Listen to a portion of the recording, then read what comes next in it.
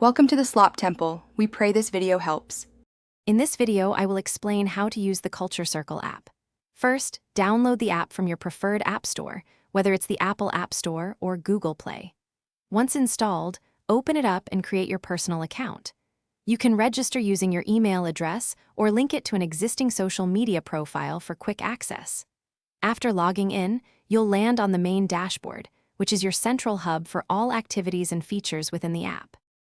Now, let's dive into creating and managing your own culture circles. To start a new circle, simply tap the prominent plus icon, usually located at the bottom or top of your screen. Give your circle a unique name and a brief description. Then, invite members by sharing a unique link or searching for their usernames within the app.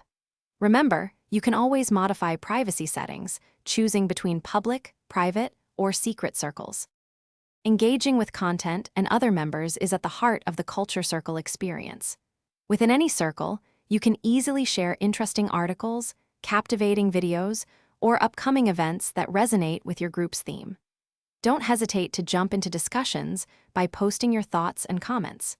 You can also quickly react to posts using a variety of emoji responses, fostering a dynamic and interactive community.